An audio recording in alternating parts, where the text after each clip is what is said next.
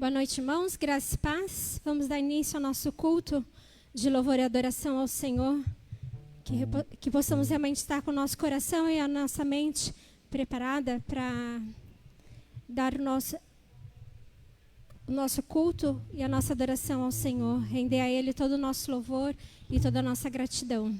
Pedir para os irmãos se colocarem em pé e vamos juntos adorar ao nosso Deus. Declarando graças dou, que nós temos todos os dias agradecer ao Senhor por todas as bênçãos que Ele tem concedido a nós. Então que realmente a cada dia possamos ser gratos ao Senhor por tudo que Ele tem feito por nós. Amém? 1, 2, 3, 4.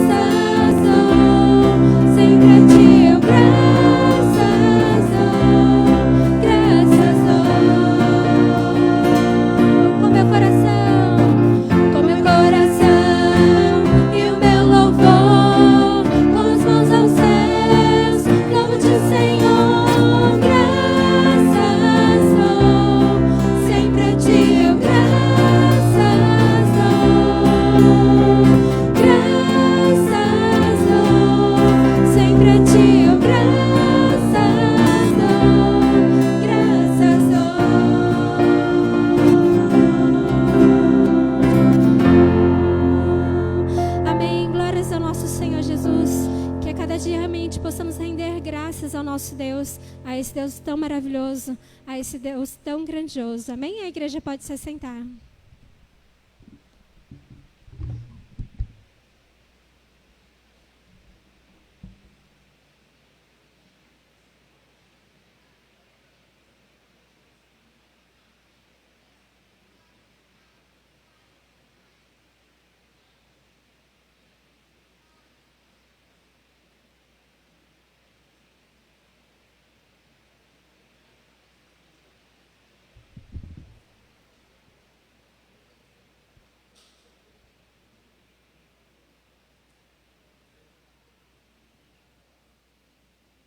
Irmãos, boa noite, graça e paz.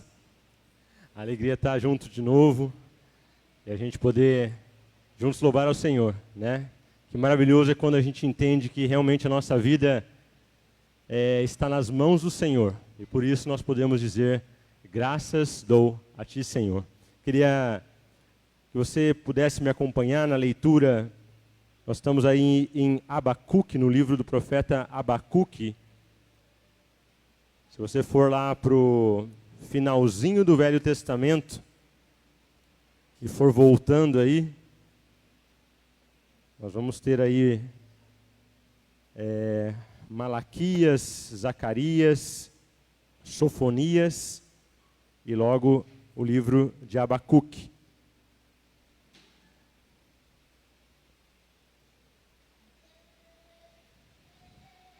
Abacuque. E nós gostaria de comentar com vocês essa noite essa visão interessante que o profeta Abacuque tinha. E como é interessante quando a gente percebe que a palavra de Deus, ela é completa. E a gente começa a entender, ou talvez a gente saia dessa tendência de acreditar que a palavra de Deus, de alguma maneira, está separada. Então a gente olha lá para o Velho Testamento e fala assim, isso aqui deixa de lado, como é velho mesmo, né? Antigo Testamento. E eu vou focar aqui no Novo Testamento, ou eu vou focar só num texto de mais interesse para mim. Mas a gente começa a aprender que a palavra de Deus, ela trata de quem nós somos, de quem Deus é, e todo o seu conteúdo é totalmente relevante para nós. E nós começamos a entender que se nós não olharmos para a palavra de Deus como uma única mensagem, nós estamos provavelmente cometendo um erro muito grave.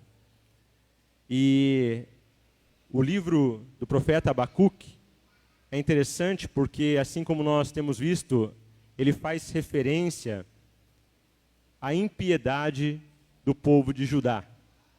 E nós temos visto por várias vezes, discutido juntos, como o povo, aquele povo amado, escolhido por Deus, por tantas vezes desagradou a Deus e decidiu andar seus caminhos longe do Senhor Deus.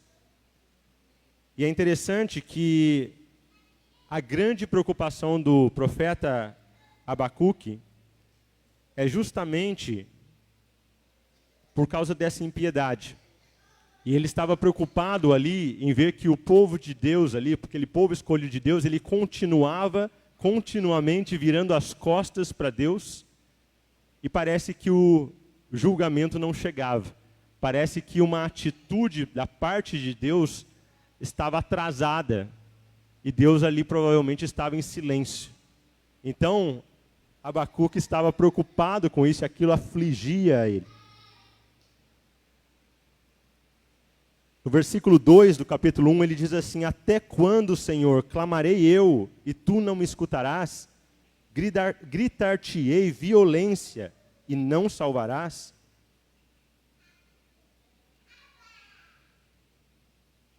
Porque me mostras a iniquidade e me fazes ver a opressão. Pois a destruição e a violência estão diante de mim, há contendas e o litígio se suscita. Por esta causa, a lei se afrouxa, e a justiça nunca se manifesta, porque o perverso cerca o justo, a justiça é torcida. Então, acontece alguma coisa interessante aqui nesse contexto ali de Abacuque. Deus responde a Abacuque, dizendo ali para ele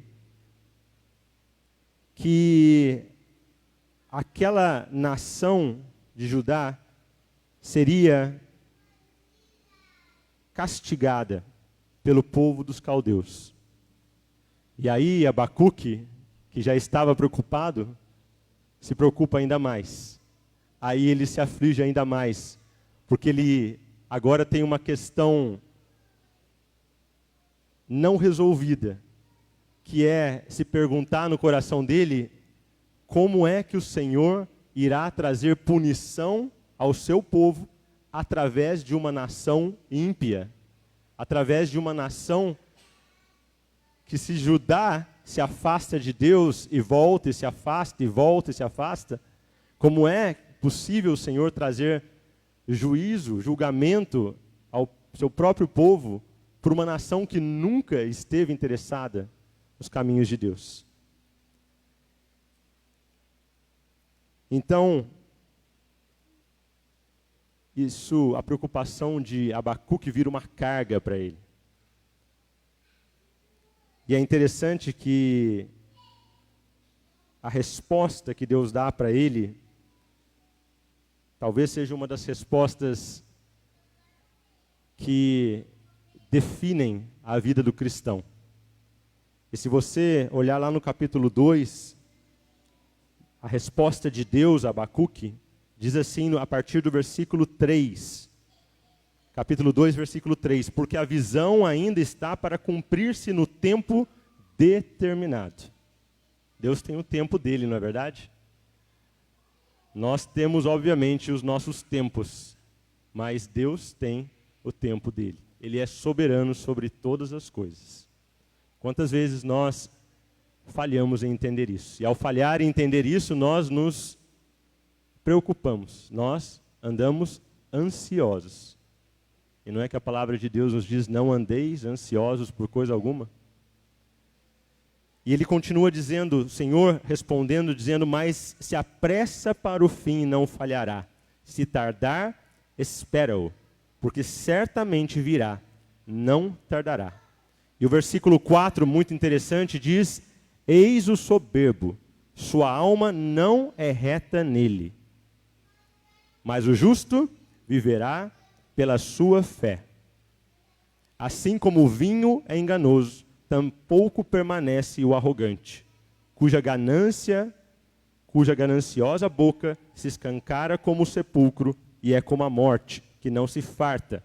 Ele ajunta para si todas as nações e congrega todos os povos. Então, Deus responde a Abacuque dizendo, eis aí o soberbo, aquele que confia, e como o Provérbios diz, que se estriba no seu próprio entendimento. Aquele que confia no seu próprio coração, respondendo a muitos que dizem, confie no seu coração.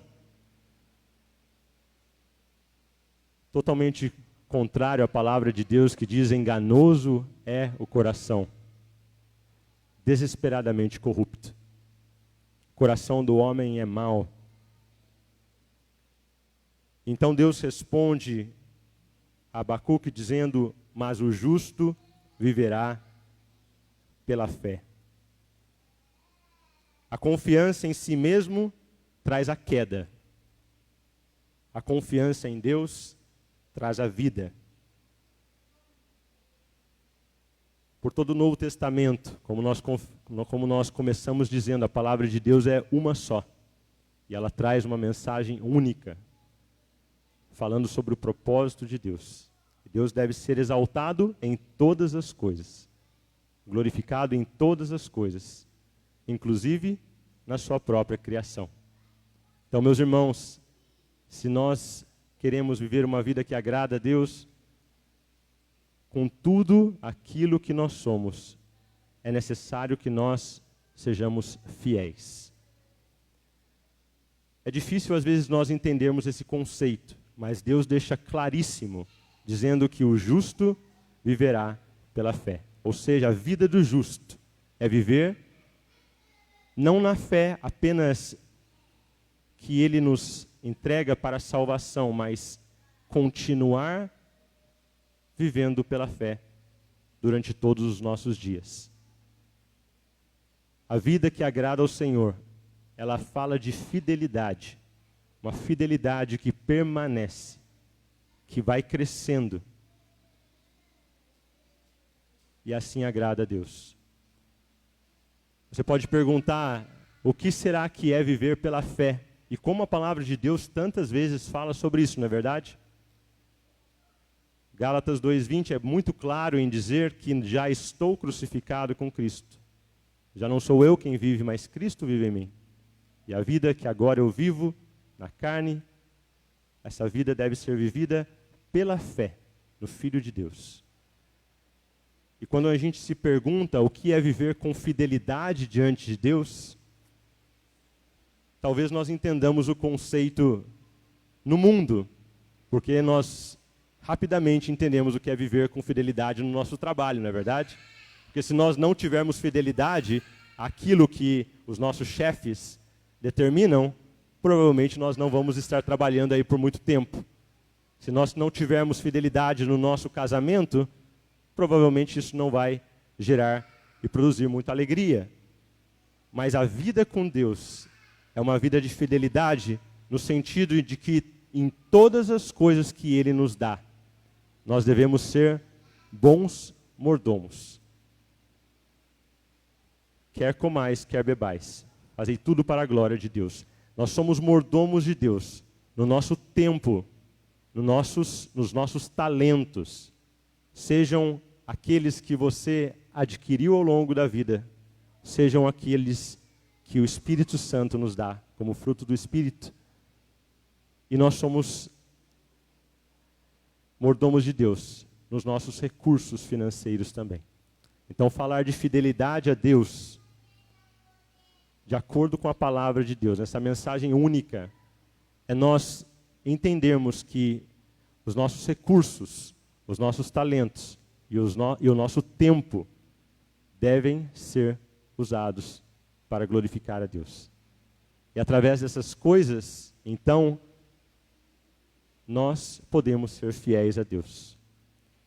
Então é muito claro pensar que se nós não usamos o nosso tempo somente para mim mesmo, uso os meus recursos somente para mim mesmo, uso os meus talentos somente para mim mesmo, essa não é uma vida que agrada a Deus, essa não é uma vida de fidelidade a Deus. Meus irmãos, quão importante é isso? Quanto você tem dado atenção a essas coisas? Você tem se focado na sua própria vida ou você tem se perguntado cada dia o que é ser fiel a Deus? O que significa confiar em Deus?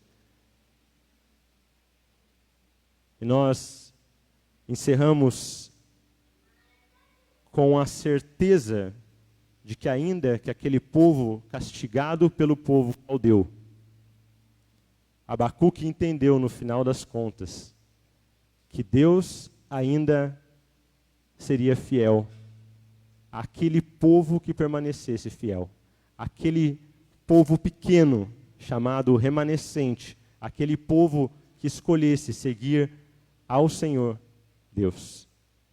E assim nós somos chamados para seguir a Deus. Num povo ímpio, num povo que vive afastado de Deus, nós somos chamados a viver uma vida de fidelidade a Deus.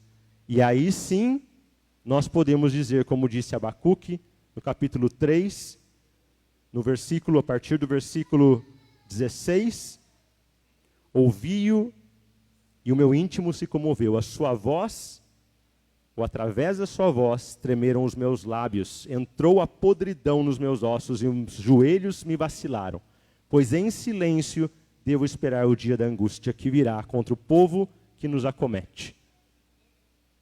Essa foi a conclusão de Abacuque. Ainda que Deus tenha decidido que os caldeus castigariam aquele povo, que Deus usaria o ímpio para castigo daquele povo escolhido por Deus, ele deveria, em silêncio, esperar a soberania de Deus sobre aquele povo. Agora, para aqueles que permanecem fiéis a Deus, o versículo 17 deixa claro.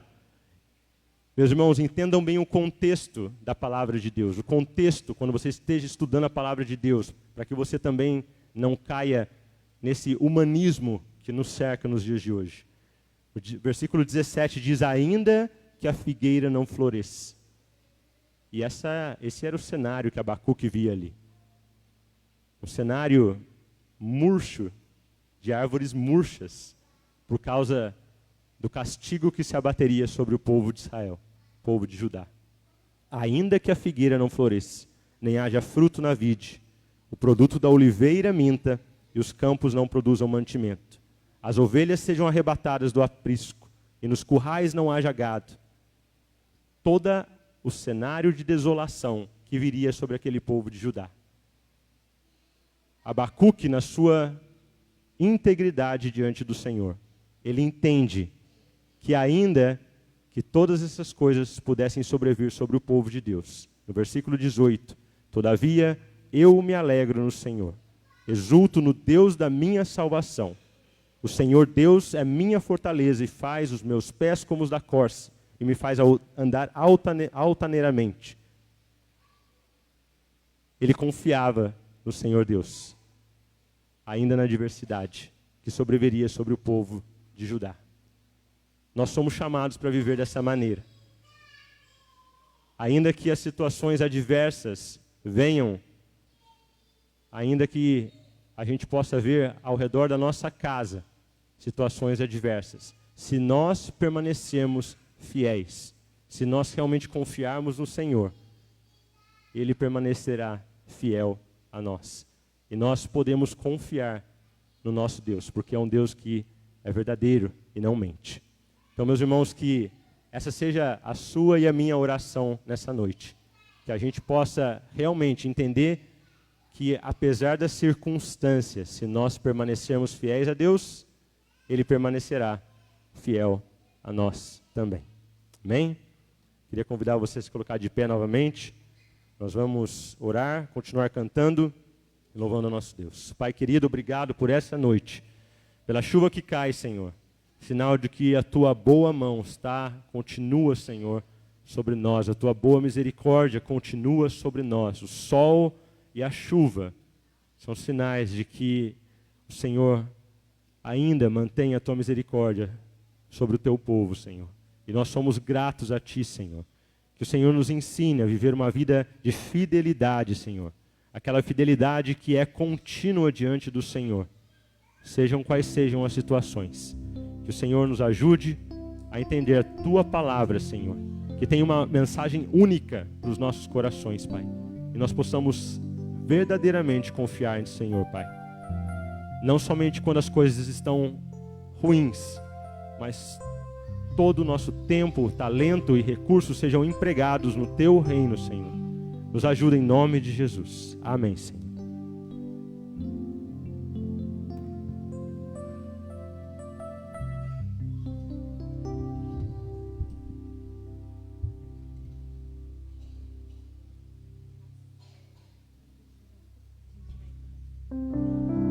Assim como o presbítero Rafael acabou de falar, de sermos gratos ao Senhor através também dos nossos dízimos e as nossas ofertas, nós vamos fazer isso agora neste momento também. Os irmãos têm a oportunidade de estar trazendo aqui na frente os seus dízimos e as suas ofertas. Hoje é uma caixinha que está ali, um baúzinho. Os irmãos podem pôr ali, por favor. Tá bom? Deus abençoe a vida de cada irmão que está aqui essa noite. Que possamos realmente adorar ao Senhor Jesus com todo o nosso coração.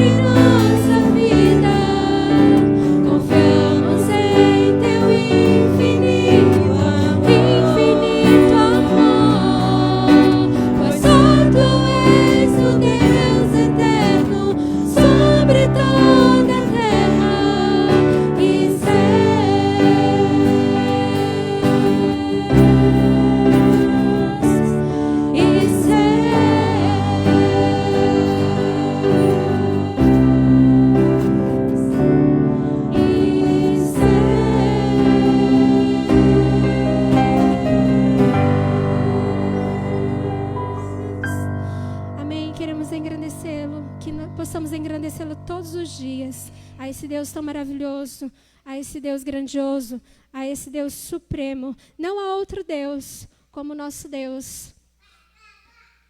Um Deus maravilhoso. Muitas pessoas andam por aí levantando altares para seus deuses, né? Mas nós temos um Deus que é maior do que tudo, um Deus Jeová Rafá, um Deus que cura, que sara e que liberta. Amém?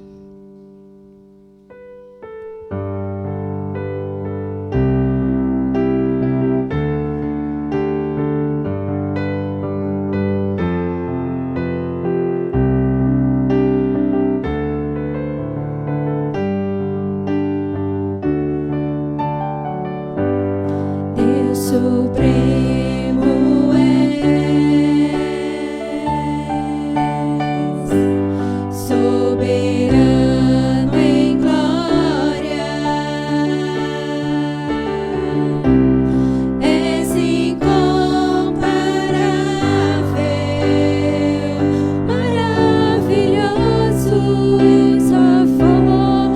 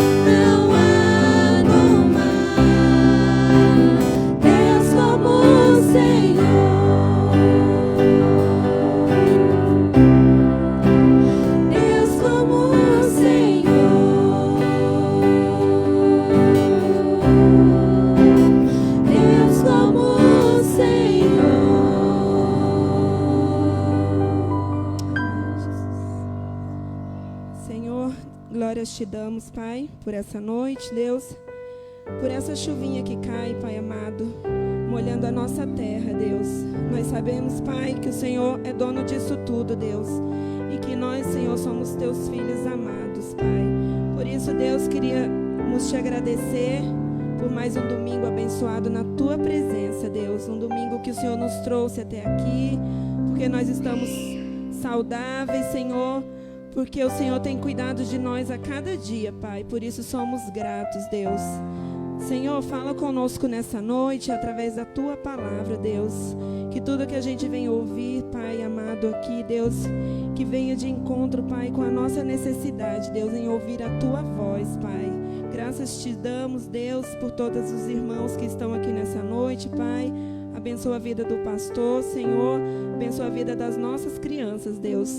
E que o nosso louvor, Pai, seja somente para Ti. Nós te agradecemos, Deus, porque Tu és um Deus soberano, Deus. Tu és um Deus maravilhoso nas nossas vidas, Pai. Por isso somos gratos. E, Senhor, fica conosco nessa noite, em nome de Jesus. Amém. Amém. Os irmãos podem se assentar. Amém.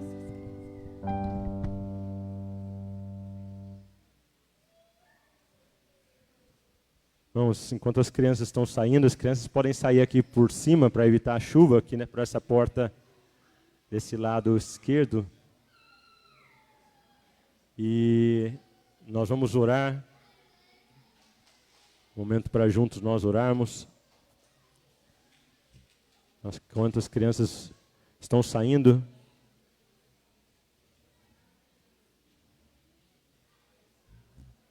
a palavra de Deus diz em Mateus 11, 28, 29 e 30: Vinde a mim todos os que estáis cansados e sobrecarregados, e eu vos aliviarei. Tomai sobre vós o meu jugo e aprendei de mim, porque sou manso e humilde de coração, e achareis descanso para a vossa alma, porque o meu jugo é suave e o meu fardo é leve. Oremos. Se você puder curvar sua cabeça, fechar os seus olhos. Pai, muito obrigado, Senhor, por esse dia, Pai. Obrigado porque após uma semana, Senhor, nós somos trazidos até aqui, Senhor, porque tenho certeza, Pai, que o Senhor está fazendo uma obra no coração de cada um daqueles, Senhor, que recebeu um coração novo, Pai.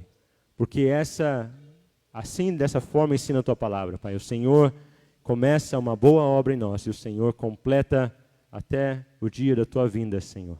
Nós cremos nisso, Pai. Nós cremos na Tua palavra, Pai. E por isso nós aqui, Pai, desejamos, Pai, que a Tua palavra transforme os nossos corações, as nossas mentes, Pai, e nós possamos ser renovados, Pai.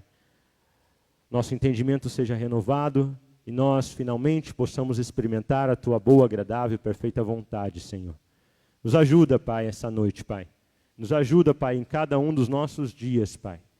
A Tua palavra diz que a Tua palavra liberta, Pai. A Tua palavra é a verdade, Pai. E diz que a Tua verdade nos fará livres, Senhor. Ó Pai, que cada um entre nós que esteja cansado, sobrecarregado, Senhor, aprenda do Senhor, Pai. Que nós possamos encontrar descanso para as nossas almas, Senhor. E nós te pedimos, Pai, que nesta noite o Senhor atue no coração de cada um, Senhor, que ainda está vivendo a sua vida agitado, Senhor. Levado, Senhor, para um lado e para o outro, pelas suas preocupações e inquietações diárias, Senhor. Como se nesse mundo nós devêssemos juntar tesouros. Nós sabemos que não é assim. O Senhor nos ensina a juntar nos tesouros no céu, onde a ferrugem não corrói, onde a traça não come e o ladrão não rouba, Senhor. Ó Pai, nós te agradecemos porque o Senhor tem aberto os nossos olhos, Pai, para que nós enxerguemos a Tua verdade, Pai, que é lâmpada para os nossos pés e luz para os nossos caminhos, Pai. Que o Senhor nos ajude, Senhor, a nos convertermos dos nossos maus caminhos, Senhor. Que o Senhor, que é aquele que tem o poder de libertar, nessa noite, haja sobre a vida, Pai, daqueles que estão cativos, daqueles que estão, Senhor, presos, Senhor. Um coração ainda, Senhor, entregue ao mundo, Senhor. A Tua palavra diz de maneira tão clara que nós não devemos amar o mundo, Pai. Porque a amizade com o mundo é inimizade contra o Senhor, Pai. Que nós entendamos isso e que o Senhor liberte, Senhor.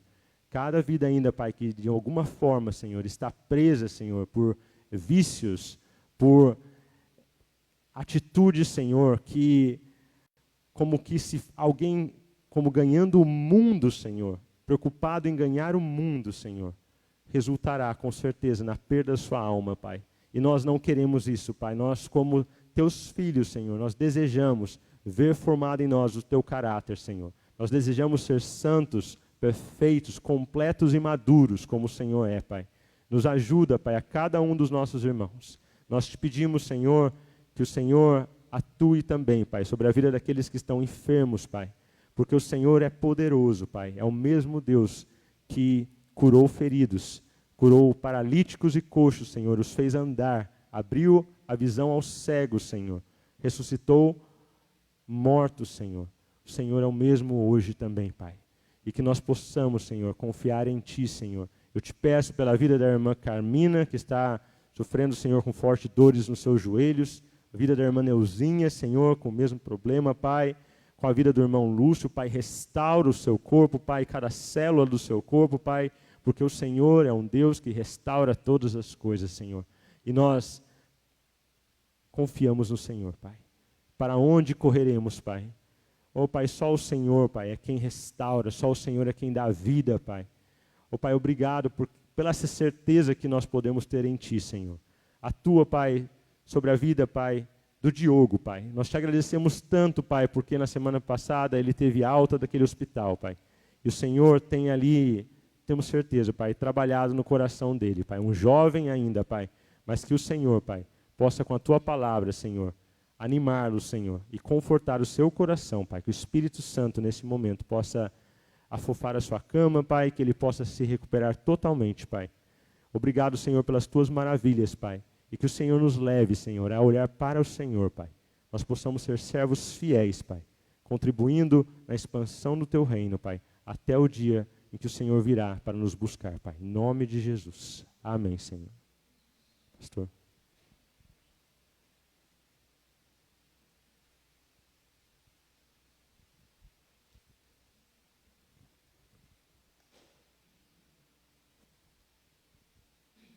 Boa noite, irmãos, a graça e a paz.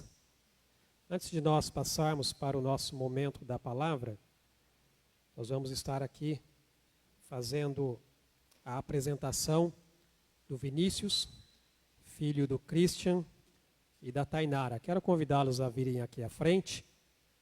Na semana passada, eu estive conversando com eles, falando sobre a importância do significado desta apresentação, mas principalmente falando também da importância e a necessidade que eles têm como família de conduzirem o Vinícius no caminho do Senhor.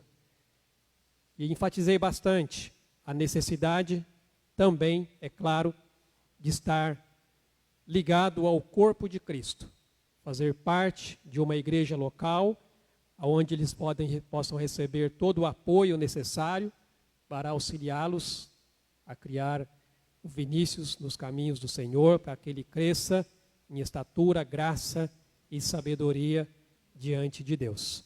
E como eu sempre faço, obrigado.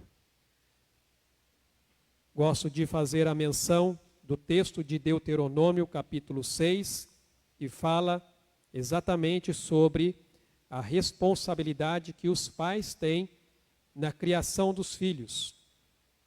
O texto diz: estes, pois, são os mandamentos, os estatutos e os juízos que mandou o Senhor teu Deus, se te ensinassem para que os cumprisses, na terra que passas para possuir. Para que temas ao Senhor teu Deus e guarde todos os seus estatutos e mandamentos que eu te ordeno, tu e teu filho, e o filho de teu filho, todos os dias da tua vida, e que teus dias sejam prolongados. Ouve, pois, ó Israel, e atenta em os cumprires, para que bem te suceda, e muito te multipliques na terra que mana leite e mel, como te disse o Senhor, Deus de teus pais. Ouve, Israel, o Senhor nosso Deus é o único Senhor. Amarás, pois, o Senhor teu Deus de todo o teu coração, de toda a tua alma e de toda a tua força. Estas palavras que hoje te ordeno estarão no teu coração. Tu as inculcarás a teus filhos, e dela falarás assentado em tua casa, e andando pelo caminho, e ao deitar-te, e ao levantar-te.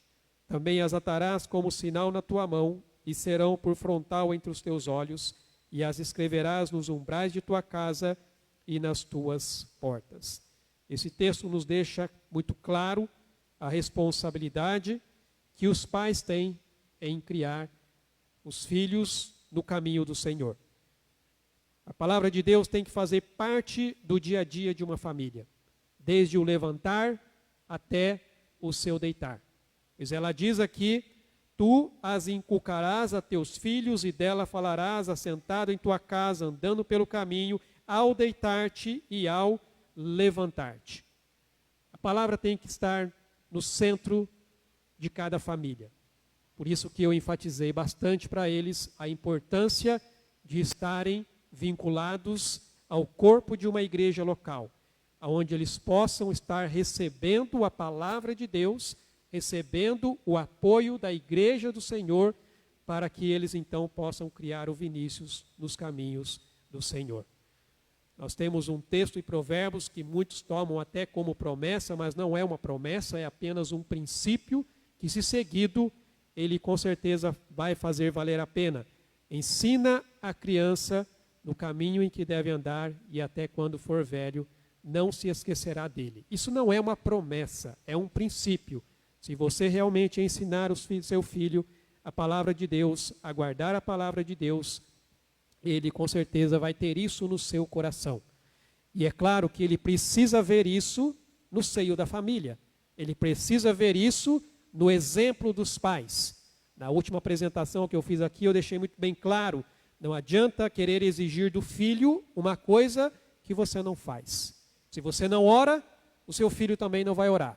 Se você não lê a Bíblia, o seu filho também não vai ler. Se você não vai à igreja, com certeza o seu filho também não irá. É responsabilidade dos pais conduzirem as crianças, mas também manterem as suas vidas diante de Deus nos caminhos do Senhor. Quero convidá-los a se colocarem em pé. Vamos estender as mãos para abençoar esta família, para abençoar a vida do Vinícius, para que ele continue crescendo com saúde, com sabedoria e graça diante de Deus. Ó Deus e Pai, nós louvamos o Teu nome, Senhor, e te agradecemos, ó Pai, por esta oportunidade e por este privilégio. Somos gratos, ó Deus, pelas bênçãos que o Senhor tem derramado sobre este lar, sobre essa família, sobre a vida do Christian, sobre a vida da Tainara, e agora, ó Deus, o Vinícius, ó Pai, que vem, ó Deus, como fruto deste relacionamento.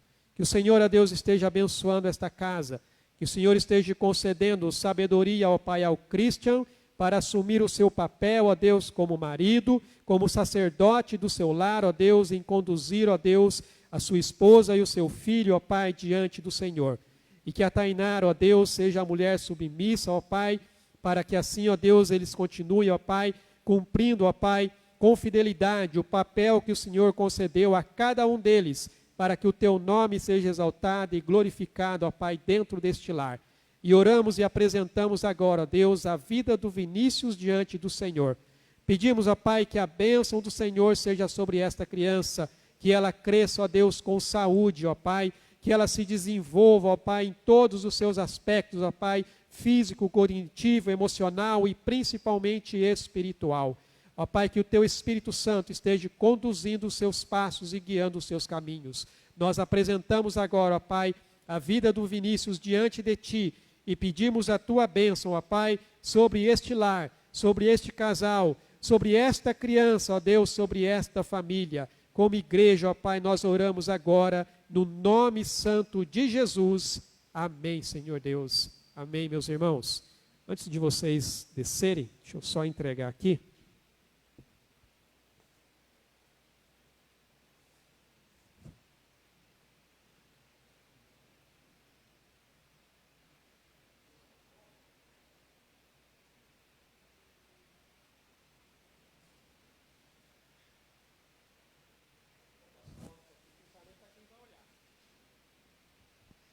Amém, os irmãos podem se assentar.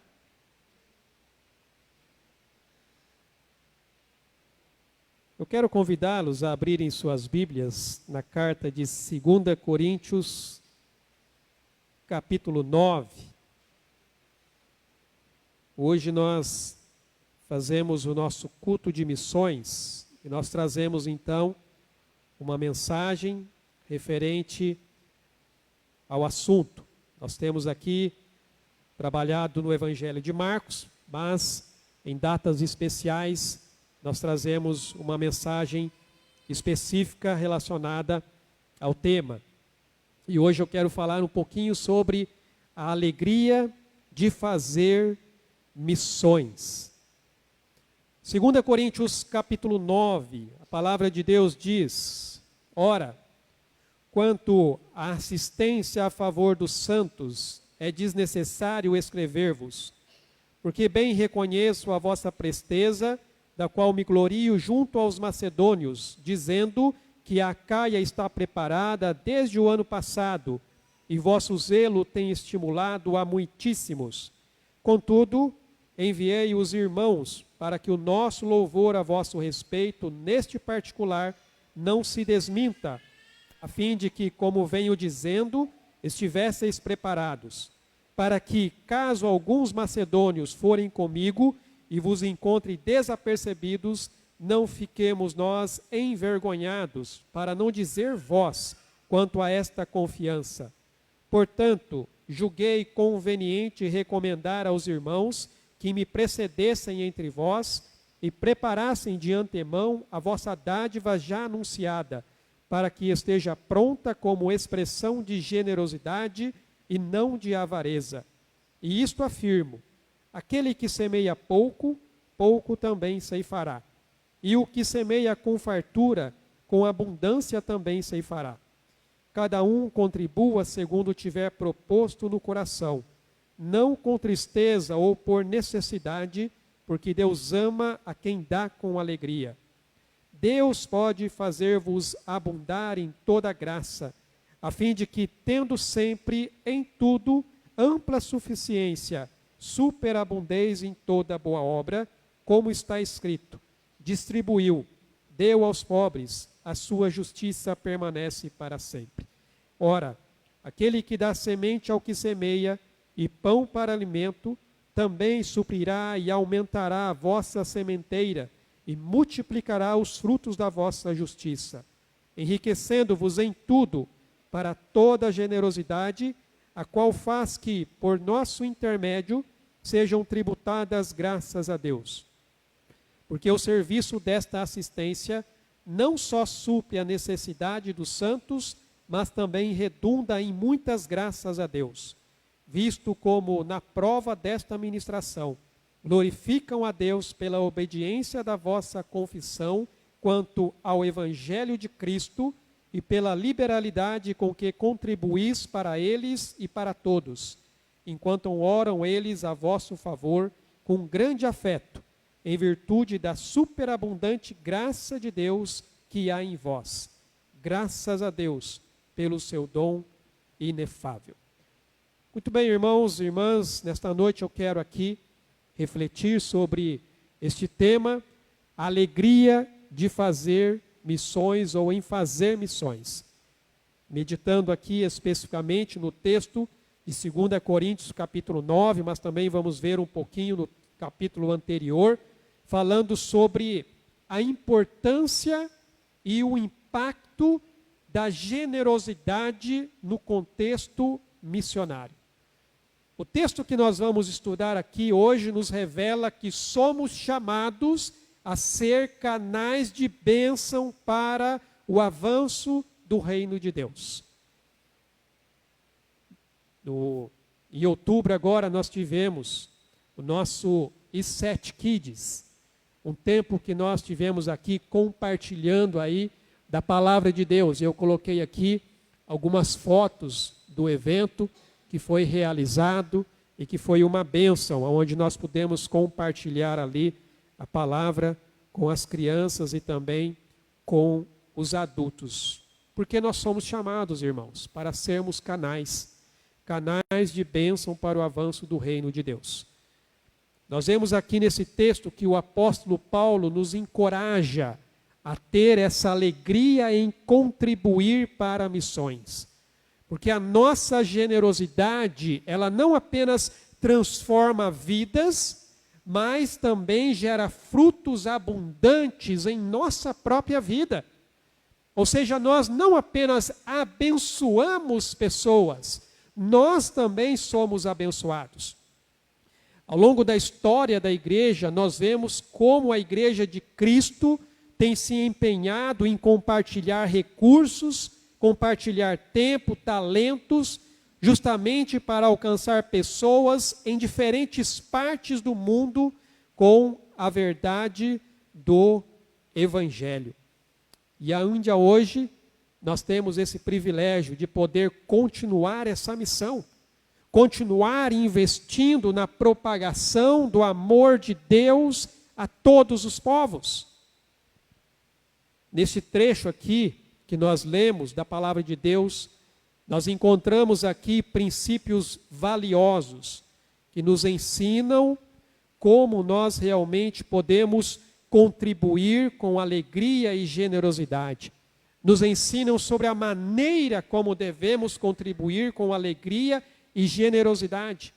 Quando nós semeamos com alegria, nós estamos regando, irmãos, em solo fértil do reino de Deus. E a palavra diz que Ele nos recompensa abundantemente. Então, ao longo desta mensagem, eu quero aqui explorar algumas verdades e descobrir como realmente podemos experimentar uma alegria renovada quando nós contribuímos para o reino de Deus. Nós veremos como nossa generosidade, ela não apenas faz diferença na vida daqueles que são alcançados, mas também molda e transforma o nosso coração no propósito que temos aqui de sermos discípulos de Jesus. Nós vamos falar aqui sobre um coração generoso. Ele confia na prosperidade de Deus para fazer a sua obra acontecer. Mas antes de entrar aqui nos princípios que a palavra nos ensina, eu quero falar aqui sobre a dificuldade que temos muitas vezes de falar em dinheiro na igreja de hoje. Irmãos, existem alguns tópicos que não são muito abordados na igreja nos dias de hoje. E um deles, com certeza, pode ser a questão do dinheiro. Porque qualquer menção que façamos de dar, de fazer contribuições, campanhas de angariação de fundos, é a certeza de sermos percebidos por alguns como inadequados, intrusivos e até mesmo ofensivos. Os críticos, na verdade, acusam os líderes da igreja de constantemente apelar para o dinheiro e muitas vezes fazer mau uso desse dinheiro. Líderes religiosos são acusados de estarem ali envolvidos em práticas questionáveis na angariação desses fundos, levantando com certeza preocupações sobre a verdadeira intenção deles, sobre a ética do trabalho. E eu creio que, irmãos, infelizmente, muitas dessas acusações têm alguma validade. Por conta de algumas pessoas que realmente agem dessa maneira. Existem líderes que em sua busca ali por recursos recorrem ali a técnicas enganosas e até manipuladoras. Alguns podem até ser sinceramente ali equivocados, mas eu diria que outros, se não muitos, são literalmente mercenários. Usam de táticas antiéticas para se enriquecer às custas dos mais pobres e necessitados. Eu tenho certeza que você conhece pessoas assim, líderes assim, que exploram a fé das pessoas para se enriquecerem. Então eu não tiro a razão daqueles que muitas vezes levantam os seus argumentos quando nós começamos a falar de arrecadação de fundos, quando nós começamos a falar de doação, quando nós começamos a abordar sobre o tema do dinheiro.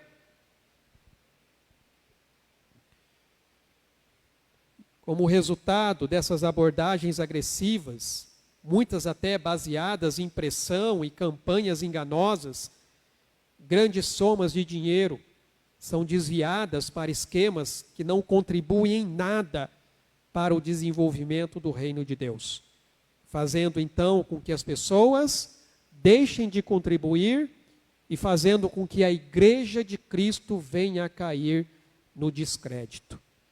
Irmãos, diante dos abusos financeiros mencionados aqui, é claro que pode-se pensar em evitar completamente o problema, não tocando no assunto, ou talvez evitando pedir ofertas para levantar fundos. No entanto, eu diria que essa não é a solução mais adequada.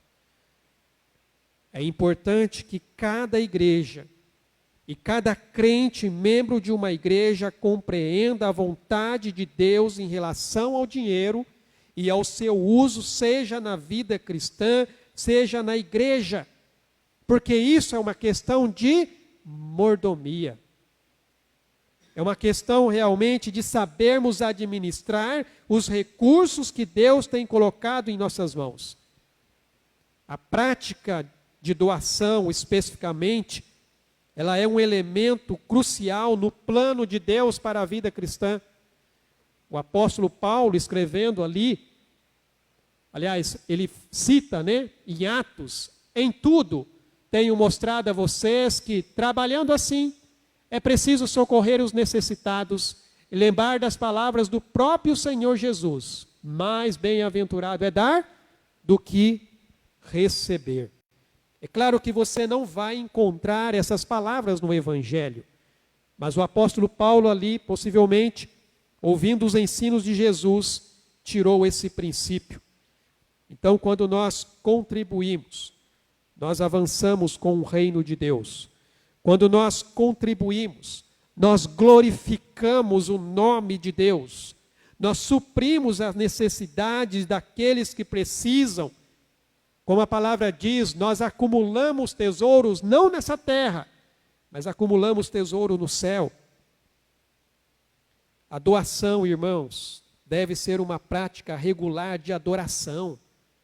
Quando a igreja se reúne no que nós chamamos o dia do Senhor, nós fazemos aqui o nosso momento de dízimos e ofertas, o momento em que você tem para mostrar a sua fidelidade e a sua gratidão diante de Deus pelas bênçãos que Ele tem derramado sobre a sua vida.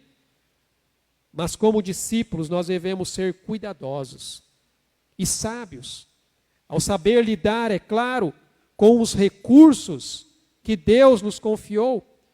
E isso, é claro, vai incluir aqui ganhar, poupar, investir e gastar o dinheiro de maneira adequada, de maneira sábia, com a mordomia certa. Além do mais, a Bíblia nos exorta sobre a importância de dar de forma voluntária, de forma proporcional aquilo que nós possuímos, mantendo, é claro, um equilíbrio nos recursos disponíveis para a Igreja de Cristo. A mordomia, ela é definida como uma expressão de amor, um exemplo a ser seguido e uma forma até mesmo de superarmos o nosso egoísmo e a nossa avareza. Você quer uma expressão maior de dar do que a do Senhor? A palavra de Deus diz que Deus amou ao mundo de tal maneira que Ele deu, Ele entregou. Então, o primeiro princípio que nós podemos ver aqui dentro desse texto, irmãos, é que sendo mordomos, é sermos mordomos íntegros na oferta voluntária. Porque ofertar, irmãos, não envolve um montante fixo ou percentual. Ofertar é algo voluntário, é algo que vem do coração. Programas ou campanhas de ofertas podem ser feitos sim, mas eles devem ser feitos com integridade, voluntariedade e que não se use de artifícios que pressione as pessoas a dar. Porque isso não é ser íntegro na doação.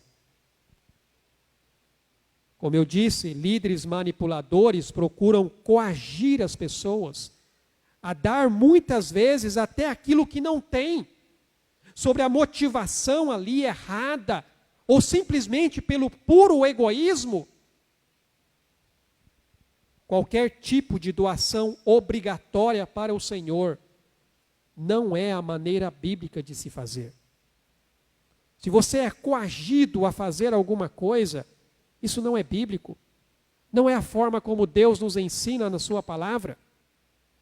Mordomia com integridade envolve pessoas que dão, não porque elas foram coagidas, mas elas dão porque elas amam ao Senhor. Elas dão por devoção a Cristo, por devoção à obra de Deus.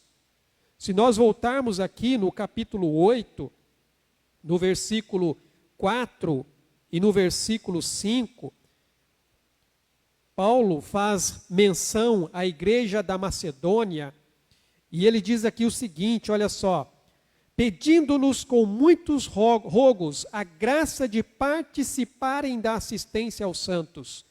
E não somente fizeram como nós esperávamos, mas também deram a si mesmos, primeiro ao Senhor, depois a nós, pela vontade de Deus. A igreja, irmãos, aqui da região da Macedônia, sabendo de uma necessidade, o apóstolo Paulo diz que eles quiseram ali realmente contribuir, eles queriam fazer isso. Eles rogaram ao apóstolo Paulo: nós queremos contribuir com essa obra. Mas para isso, é necessário ter um coração disposto e generoso.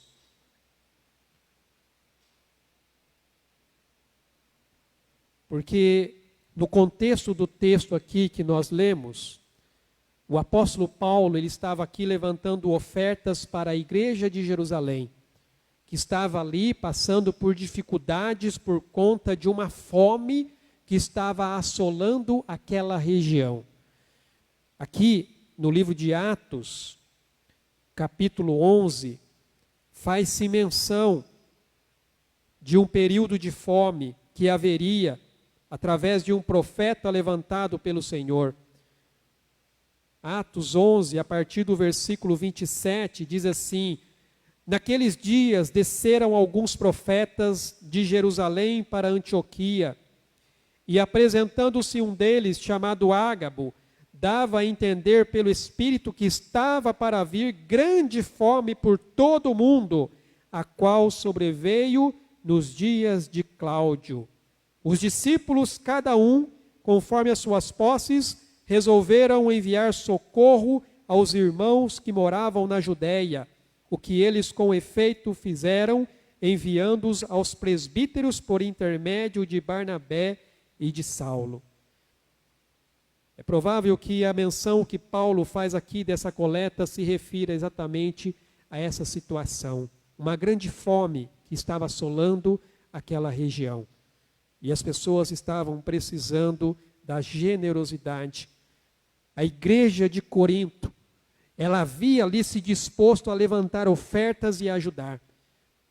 O apóstolo Paulo vai dizer que eles foram um dos primeiros a fazer isso. Mas, irmãos, o ano foi passando. E após passado um tempo, eles acabaram esfriando o seu coração generoso. Eles estavam deixando de ofertar. Provavelmente, é claro, por causa de falsos profetas que chegaram à igreja de Corinto e lideraram ali uma rebelião contra o apóstolo Paulo, fazendo então com que a igreja suspendesse as suas doações. Então o apóstolo recebe aqui a notícia encorajadora de Tito. Tito era um dos companheiros de Paulo e ele tinha ali levado a primeira carta aos coríntios.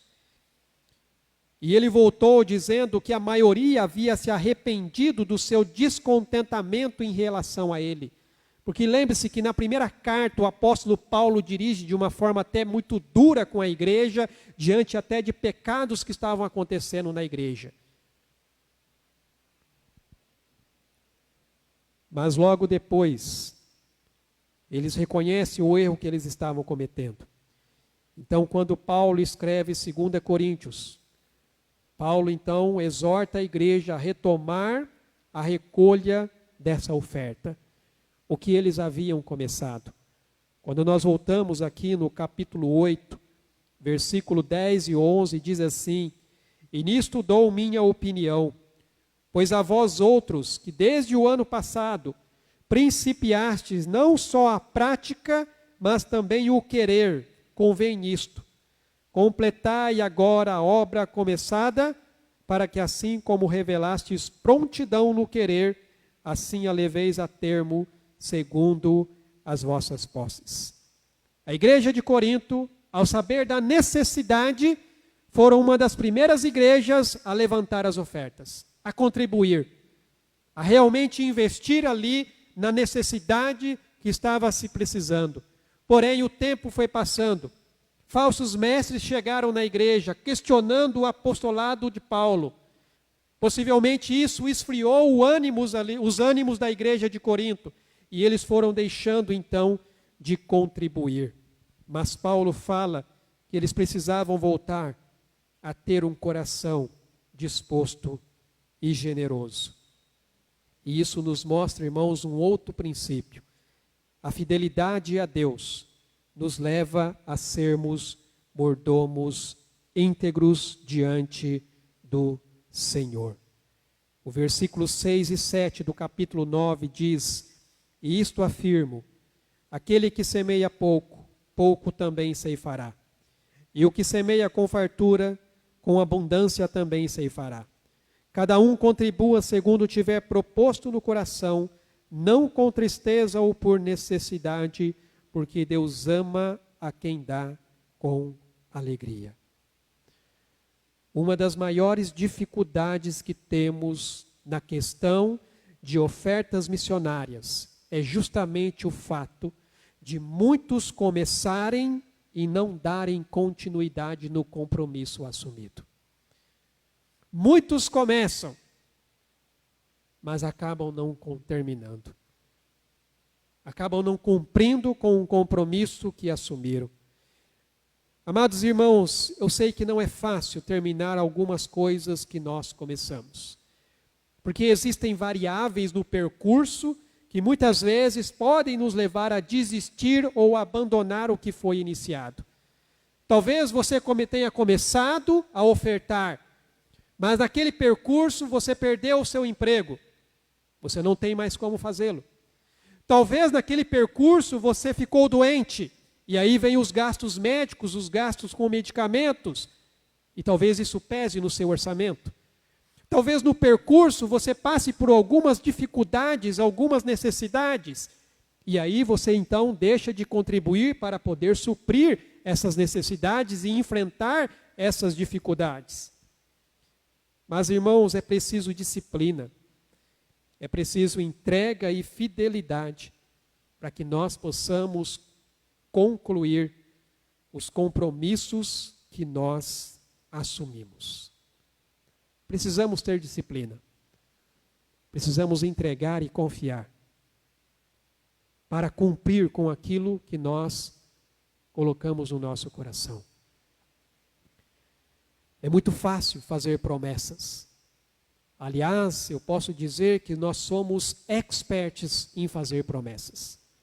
Seja em que área for de nossas vidas, nós somos experts em fazer promessas. Quantas promessas você já fez de coisas na sua vida em particular que você disse que ia mudar, mas não mudou? Somos experts em fazer promessas. Mas a grande questão, irmãos, é que a consistência e a perseverança é que vai nos levar a terminar o que nós começamos. Se não formos consistentes, se não formos perseverantes, com certeza nós vamos desanimar no meio do caminho. Nós não iremos continuar.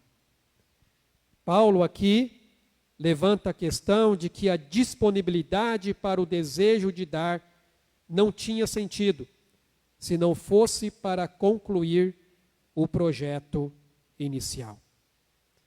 O apóstolo aqui estava preocupado que, embora eles estivessem dispostos, eles haviam deixado de executar o que eles haviam determinado. Veja só aqui, voltando no versículo 3 do capítulo 9, Paulo diz assim: Contudo, enviei os irmãos para que o nosso louvor a vosso respeito, neste particular, não se desminta, a fim de que, como venho dizendo, estivesseis preparados, para que, caso alguns macedônios forem comigo e vos encontrem desapercebidos, não fiquemos nós envergonhados, para não dizer vós, quanto a esta confiança. Sabe o que o apóstolo Paulo está dizendo aqui? Ele está falando para os coríntios, olha, estejam preparados. Quando chegarmos aí, que vocês já tenham feito a coleta, que vocês já tenham feito aí a recolha daquilo que é necessário. Porque eu estou falando aqui para as igrejas que vocês têm esse coração disposto a contribuir. Eu estou dizendo aqui para os macedônios que vocês têm esse desejo de realmente investir no reino de Deus. Então estejam preparados para que não aconteça de que de repente, vai que eu chegue aí e não aconteça nada disso. Vocês não estão nem preparados, vocês não recolheram as ofertas. Eu vou ficar envergonhados e muito mais vocês. É isso que Paulo está dizendo aqui. Então, irmãos, nós temos que entender. O apóstolo havia ali orientado a igreja, até mesmo sobre como deveria proceder em relação à recolha dessas ofertas. Como eles deveriam fazê-lo? Na primeira carta, em 1 Coríntios, capítulo 16, verso 1, ele vai dizer assim, olha, quanto à coleta para os santos, fazei vós também como ordenei às igrejas da Galácia. No primeiro dia da semana, cada um de vós ponha de parte em casa, conforme a sua prosperidade, e vá juntando, para que não se façam coleta quando eu for.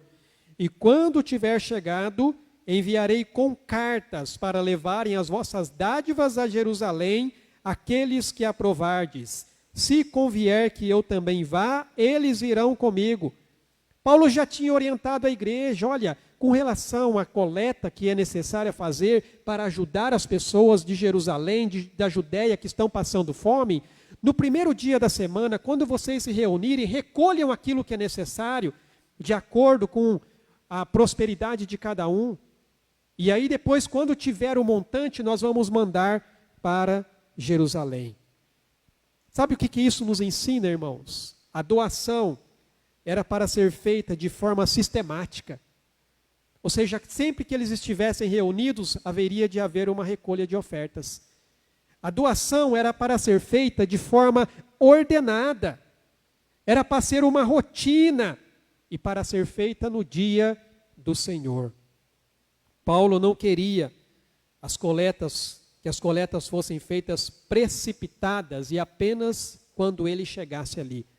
Ele já queria que ao chegar ali, tudo já estivesse pronto. E como disse, a igreja de Corinto havia deixado de levantar as ofertas, porque provavelmente estava dando ouvidos aos falsos mestres que os incitaram a se levantar contra o apóstolo, dizendo que ele os estava enganando e usando de astúcia para com eles. Mas o apóstolo vai deixar bem claro para a igreja que ele jamais faria isso. Aqui, em 2 Coríntios, capítulo 4, versículo 2, ele diz assim, ora, além disso, o que se requer dos despenseiros é que cada um deles seja encontrado fiel. E Paulo procurava fazer isso na vida dele, ser um homem fiel naquilo que ele estava fazendo diante de Deus.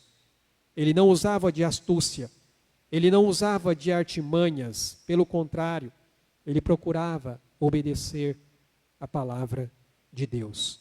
Ele não fazia como os muitos líderes fazem nos dias de hoje. Usam de argumentos e subterfúgios para coagir as pessoas a doarem. Paulo não fazia isso.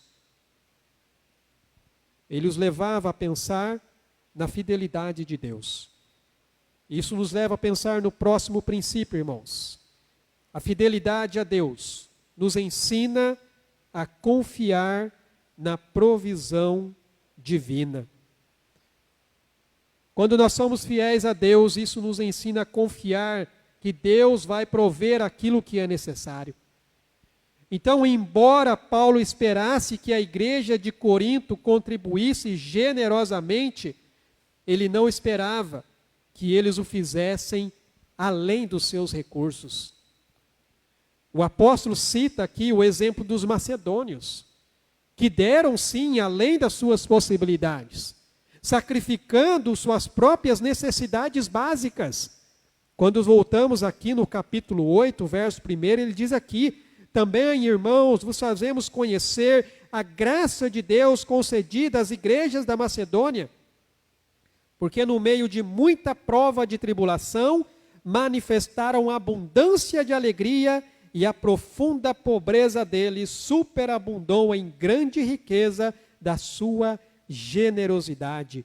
Porque eles, testemunho eu, na medida de suas posses e mesmo acima delas, se mostraram voluntários. Paulo usa aqui os macedônios como exemplo. Olha, eles quiseram participar de forma voluntária, mesmo passando por necessidades, mesmo enfrentando dificuldades. Porém, Paulo ressalta que essa atitude de dar sacrificialmente, ela só é aceitável se houver prontidão e zelo sincero para fazê-lo. Porque Deus valoriza a generosidade. É isso que Deus valoriza, irmãos, generosidade. Mas também Ele espera que cada um dê de acordo com aquilo que possui, sem ser pressionado ou obrigado a fazer isso. O apóstolo aqui adverte contra o fardo de dívidas para dar, que seria imprudente. Seria imprudente você dar aquilo que você não tem. É importante ter a capacidade de pagar o que se promete doar, para que você evite problemas financeiros e irresponsabilidades. Provérbios, capítulo 21, não sei se está no anterior ou nesse, ou se eu nem coloquei aí, mas Provérbios, capítulo 21, no versículo 5, eu não sei se eu coloquei no slide, não me recordo. Mas ele diz aqui, olha só: os planos do diligente tendem à abundância, mas a pressa excessiva à pobreza. Os planos do diligente tendem à abundância. Quem é diligente, ele sabe administrar os recursos que tem para poder doar aquilo que o outro precisa e necessita. No quesito doação, nós precisamos ter um coração disposto, que sabe que mesmo naquilo que falta, Deus vai suprir o que é necessário. Aqui eu coloquei o texto da oferta da viúva, quando Jesus estava ali diante do gasofilácio, que era o local das ofertas, observando as pessoas depositarem as suas ofertas. E de repente ele observa uma viúva chegando ali, uma senhorinha, bem humilde no seu jeito de ser, depositando ali 2 pequenas moedinhas. E Jesus diz: essa mulher deu muito mais do que os outros, porque os outros deram do que estava sobrando, mas essa daqui deu tudo o que ela tinha. E por que ela fez isso? Porque ela confiava que mesmo na falta, Deus iria suprir o que é necessário. É esse coração que nós devemos ter, irmãos. Um coração que sabe que mesmo naquilo que falta, Deus, Ele supre. E são muitos que por medo de faltar, deixam de ofertar. Deixam de confiar que Deus vai suprir aquilo que lhe falta. Irmãos, com Deus o montante não é a questão. Deus não está interessado na quantia que você vai dar. Deus está interessado no coração que você está colocando naquilo que você está dando. Se a sua quantia é pouca, mas ela é feita com sinceridade de todo o seu coração, para Deus isto é suficiente.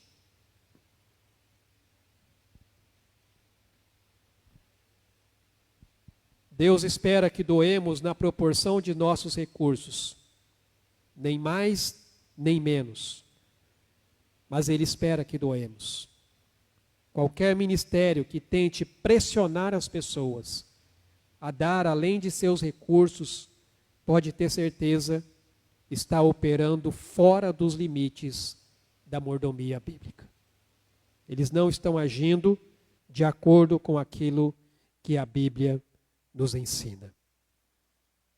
E por fim, meus irmãos, a integridade da doação, ela é fruto de um coração grato que glorifica ao Senhor.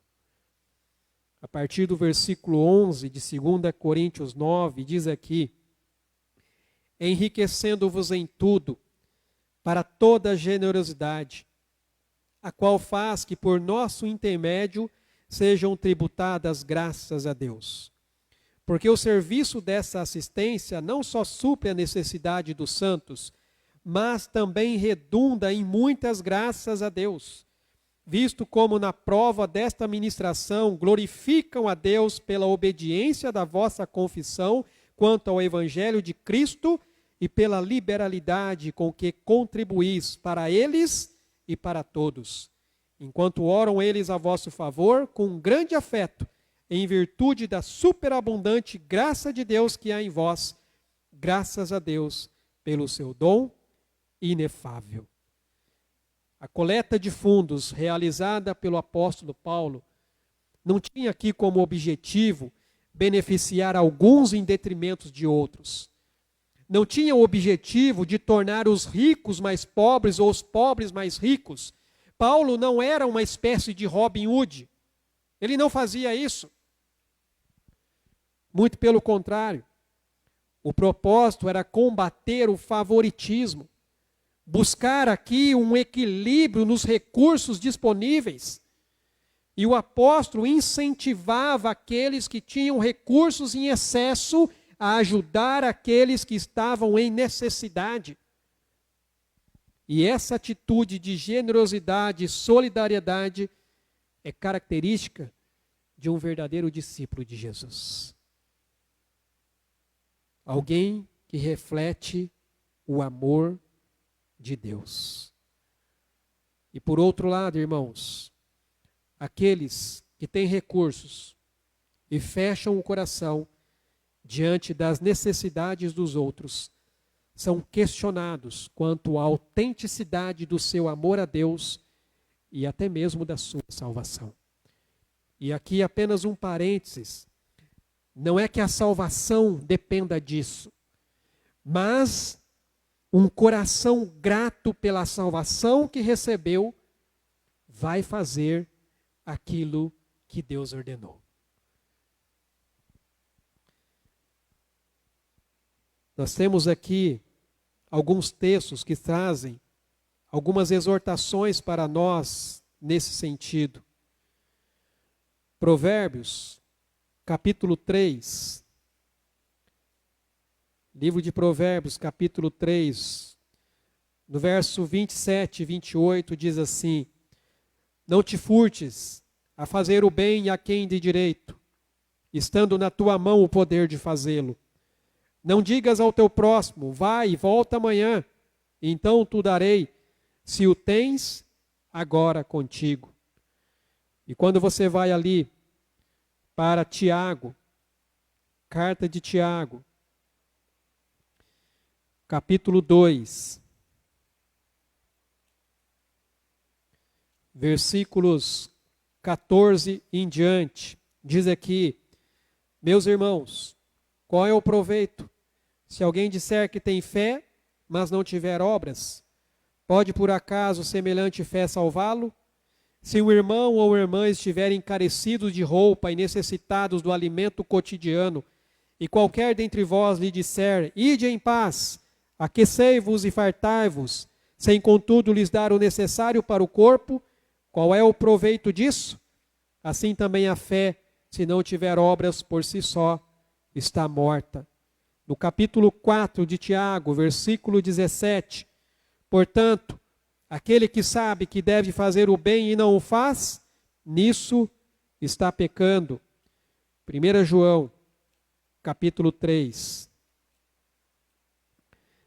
versículo 17 e 18. Ora, aquele que possuir recursos deste mundo e vir a seu irmão padecer necessidade e fechar-lhe o seu coração, como pode permanecer nele o amor de Deus? Filhinhos, não amemos de palavra nem de língua, mas de fato e de verdade. Textos que nos trazem advertências.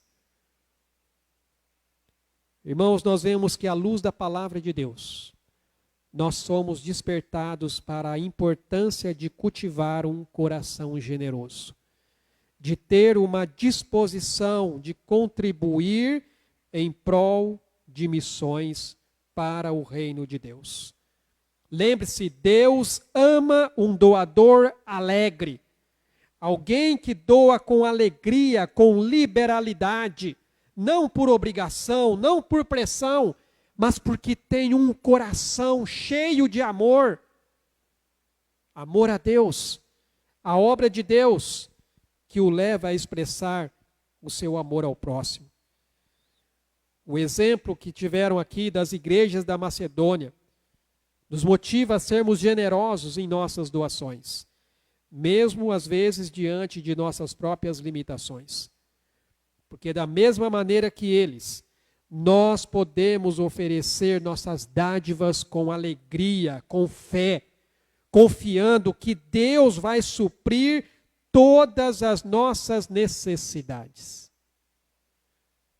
Amados irmãos, contribuir para missões vai além do alcance de nossas fronteiras locais. Contribuir para missões atravessa continentes. Nós temos um missionário lá no Egito que vai retornar agora para o Brasil. Ele está lá fazendo o trabalho, fazendo a obra de Deus. Muitos de nós não podemos estar lá como ele está, mas podemos ajudar, contribuindo, ofertando. A contribuição nos permite apoiar e fortalecer ministérios que estão além dos nossos limites geográficos. Nós somos chamados, irmãos, a olhar para além das nossas circunstâncias imediatas, a investir na expansão do Evangelho, alcançando vidas, compartilhando o amor de Cristo com pessoas diferentes, de culturas diferentes, de nações diferentes. Quando somos generosos com os nossos recursos, nós estamos participando ativamente do cumprimento da grande comissão. Porque as nossas ofertas, irmãos, possibilitam enviar missionários.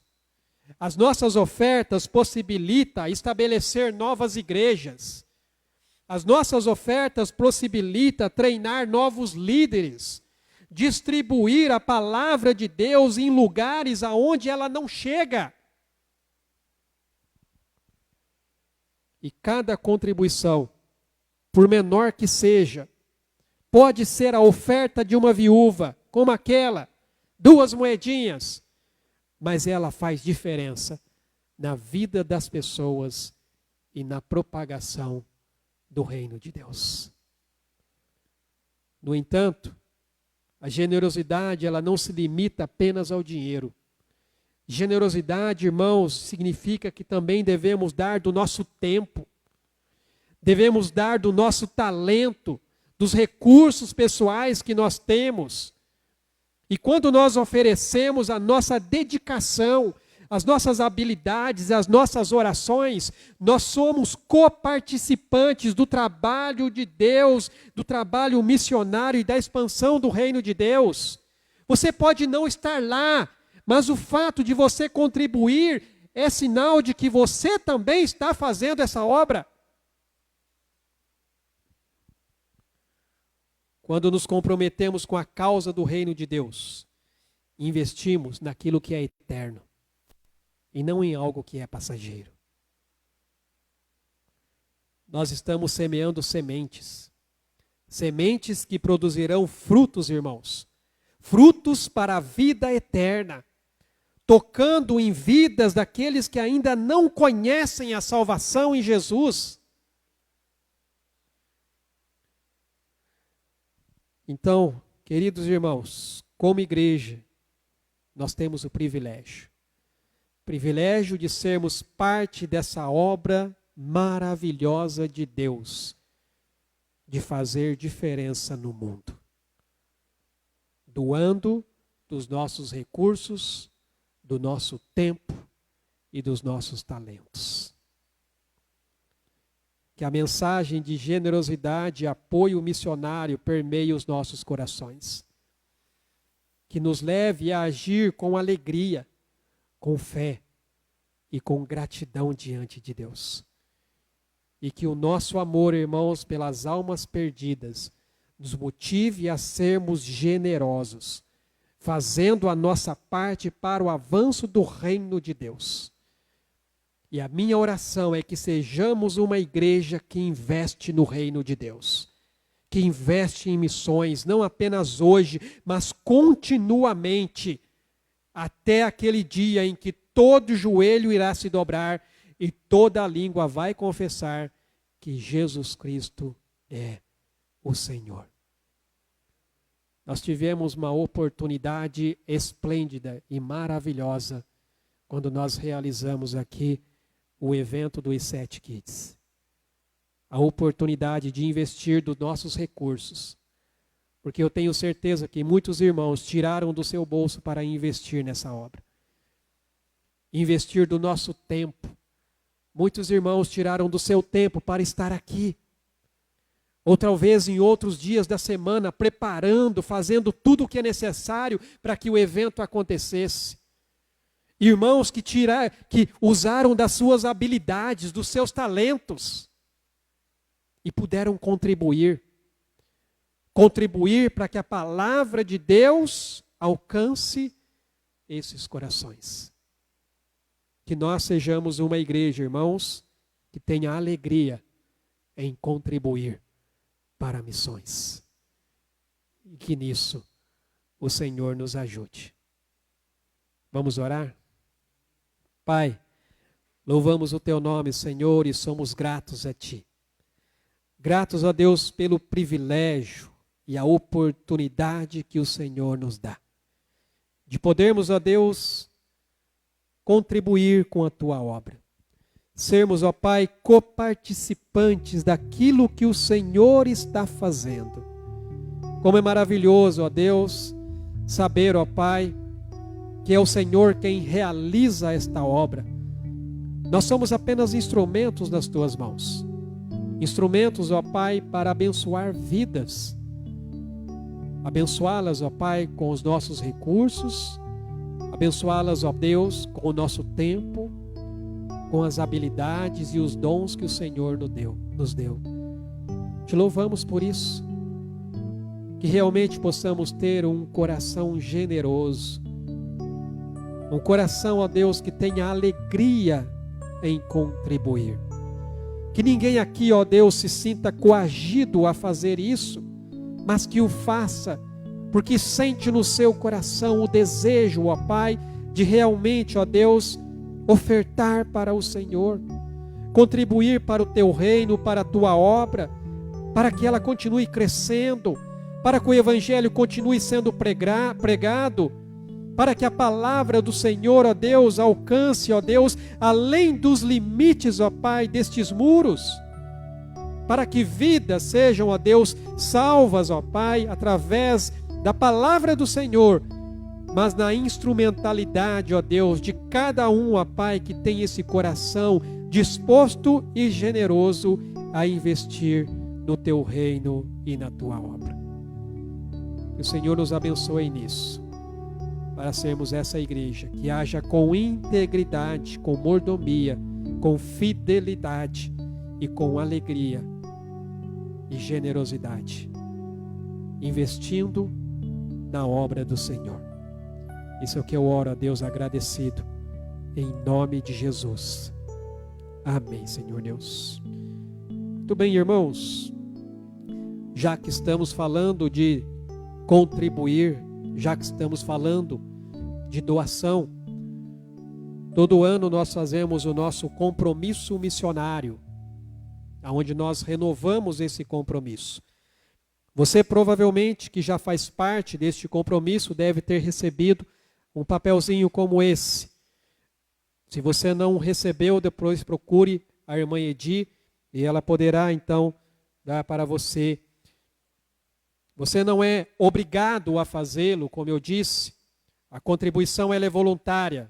Você precisa ter esse coração generoso. Você precisa ter o desejo de fazê-lo. Mas lembre-se, como eu disse, é necessário que seja consistente. É necessário que seja contínuo. Não assuma uma coisa que você talvez não vá cumprir depois. Se vai fazê-lo, faça de coração e mantenha a sua promessa de pé, porque pode ter certeza que Deus vai manter a dele. Neste papelzinho você tem aqui, de um lado, onde você coloca o seu nome e o valor da contribuição que você vai querer doar. E aí você vai te destacar esse papel depois e entregar para a irmã Edi. No papel onde você põe o nome e o valor da contribuição. Você entrega para a irmã Edi.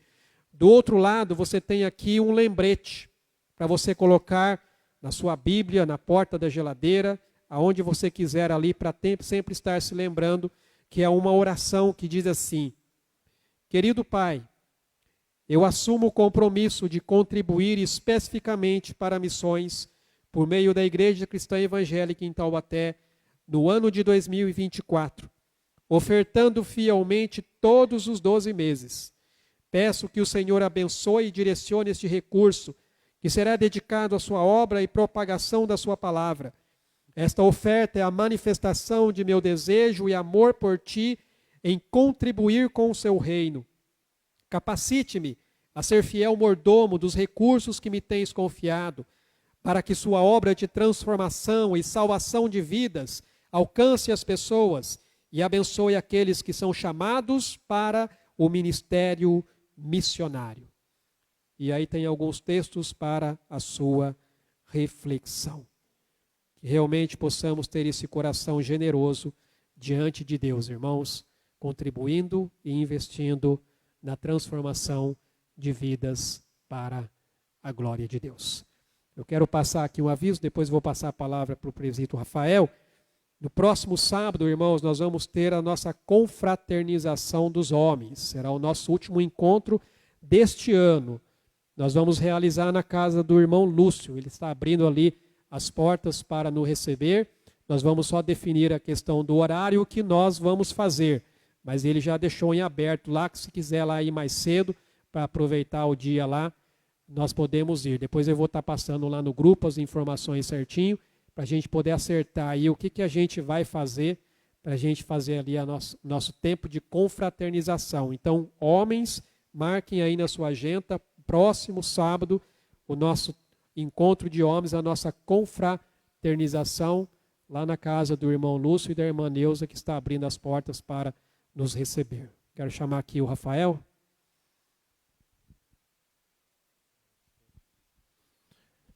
Irmãos, é importante dizer que esse recurso do compromisso missionário, ele é direcionado especificamente para aqueles missionários que a Igreja Cristã Evangélica em Taubaté apoia, sustenta e envia, e nós decidimos aqui, entre aqueles irmãos membros dessa igreja. E são aprovados, esses missionários, essa contribuição aos missionários são aprovados também no final do ano, na nossa Assembleia Geral. Nós temos aproveitar a chuva, né, caindo forte aí, para fazer exatamente isso, prestar contas desse evento que nós tivemos no dia 14 do 10 e 7 Kids. Como o pastor disse, foi uma oportunidade, né? É importante para a gente realmente colocar em prática aquilo que nós temos falado por bastante tempo. Então foi uma bênção realmente para aqueles que estiveram envolvidos com isso. Eu tenho certeza que foram abençoados. e continuam sendo abençoados, porque essa é a promessa do nosso Deus, como o pastor aqui colocou, né? Ser fiel no pouco, e Ele vai nos dando novos desafios no reino de Deus. Não adianta a gente ficar pensando que a nossa vida é nessa terra aqui, né? Que a gente vai aqui, o desejo de Deus é que a gente viva que nem aqueles reis árabes, né? Mas Deus pouco está importando com isso. Ele se importa realmente de que nós sejamos ricos para com Deus. Como aquela parábola que Jesus contou daquele homem que teve uma grande colheita e pensava, o que eu vou fazer com tudo isso agora? Será que eu vou... Ele teve a grande ideia de derrubar os celeiros que ele já tinha e fazer outros maiores ainda. E aí Jesus, contando a parábola, no final ele fala, né? Louco, esta noite te pedirão a tua alma, e o que você tem, para quem será? Assim é todo aquele que entesoura para si mesmo e não é rico para com Deus. E logo depois ele já entra dizendo sobre a questão de não andar ansiosos, de não andarmos ansiosos pela vida, né? Então, nós tivemos aqui uma oportunidade muito interessante. Nós recebemos aqui provavelmente até mais pessoas, porque não estão ali cadastradas, né? Não foram cadastradas, mas ali 36 adultos, 68 crianças. Tem aí um estudo da idade média dessas pessoas que nós recebemos, os bairros aqui ao redor da igreja que foram alcançados. Tem um outro slide, o próximo slide, que diz aí, que dá para mostrar aí mais ou menos o alcance, né? Ali, bem pequenininho em amarelo ali, e 7 Kids, né? Perto do Via Vale Shopping está a igreja e ao redor toda a área que foi atingida, né?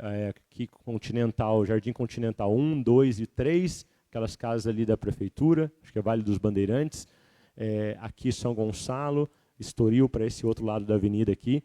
Nós temos, o resumo de tudo isso é que nós temos muito trabalho a se fazer. Como o pastor comentou, não é apenas com o dinheiro que nós somos chamados, recursos financeiros são chamados a servir, mas principalmente com o nosso tempo e nossos talentos. Será que você tem sido uma daquelas muitas pessoas que tem usado aquela desculpa dizendo assim, é que eu estou ocupado, eu estou muito ocupado, eu tenho tanto que fazer já, como se você fosse o único que está ocupado. Como se ninguém mais tivesse nada para fazer.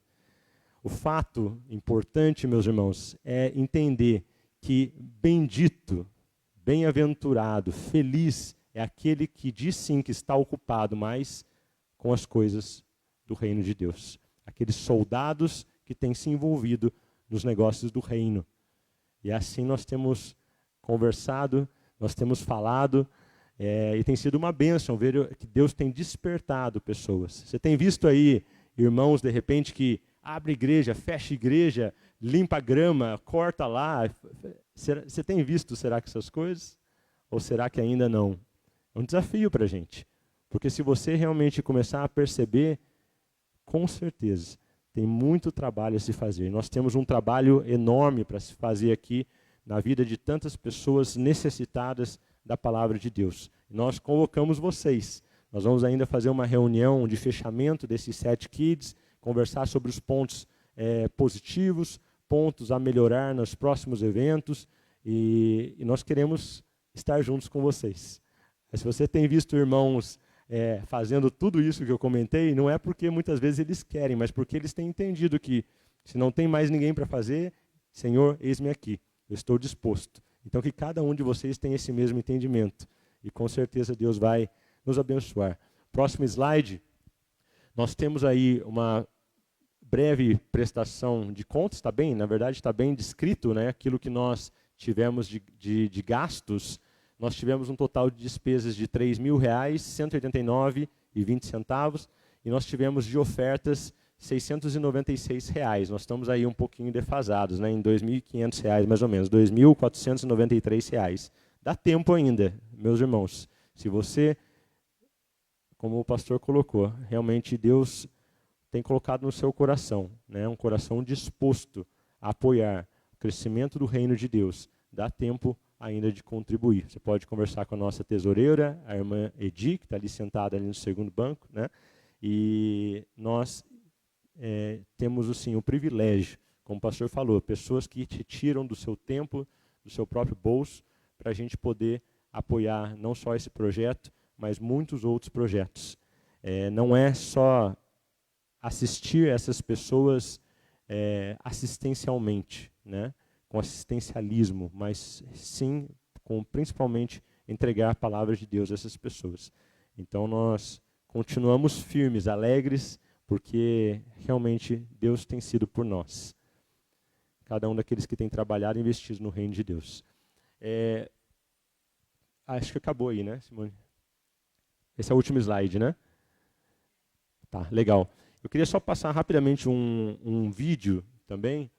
Nós estamos trabalhando com as crianças, lembrando, o pastor lembrou que nós temos aí o encerramento do Encontro dos Homens, sábado que vem.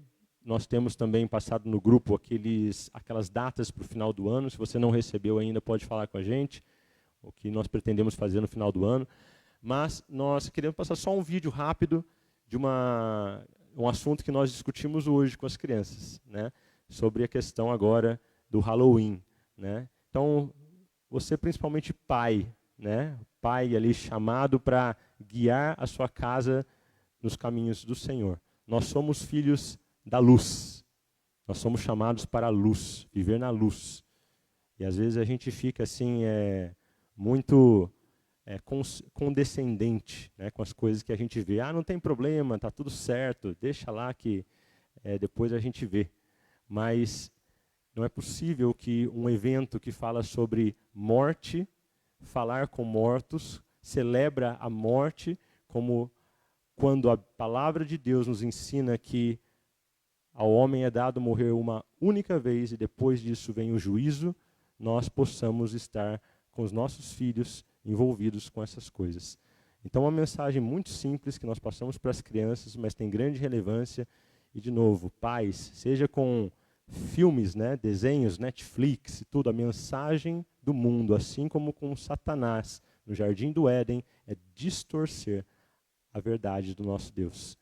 Então, não se contente em você estar trabalhando bastante, né, você, sua esposa, para juntar recursos, pagar as contas, enquanto os nossos filhos, que devem também a semelhança, imagem e semelhança do nosso Deus, refletir, expandir o reino de Deus, deixá-los à mercê de outras pessoas que vão escrever a história da vida deles. Que você seja, como pai principalmente, ativo na vida dos seus filhos. Amém? E depois disso nós encerramos.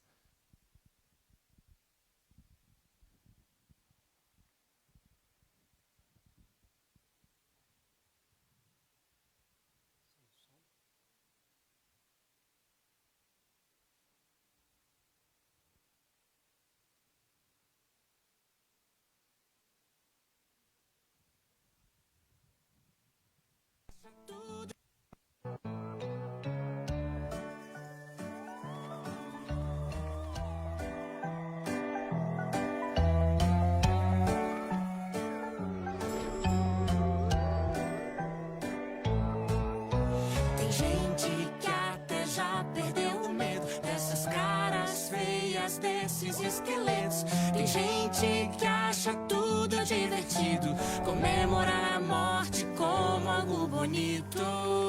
Pois não é não, viu? Vou te explicar. Vou te contar porque não penso assim, porque não acho legal o Halloween. A Bíblia não ensina que os mortos ficam andando por aí. Ela diz que eu sou filho da luz, então do que é do mal e da morte eu me afasto bem longe. Quero só o que é de Jesus. Escolha a vida, ela é mais divertida. Deus não fez um mundo de escuridão, mal e medo, mas o coloriu com seu amor perfeito. Eu escolho a vida, ela é mais divertida. Deus não fez um mundo de escuridão, mal e medo.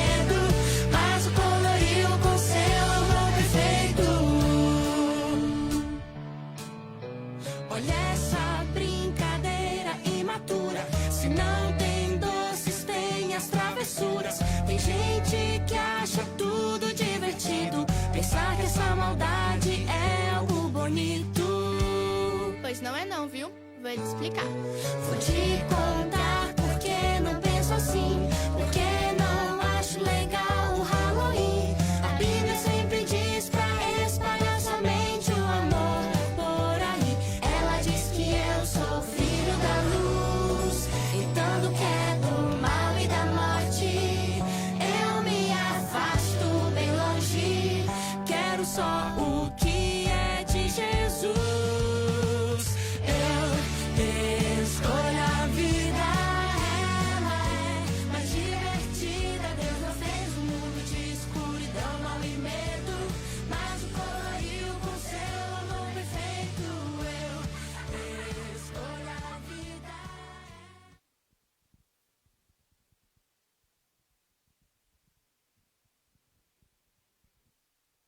Amém, meus irmãos. Escolhemos a vida e não a morte, por isso não comemoramos o Halloween.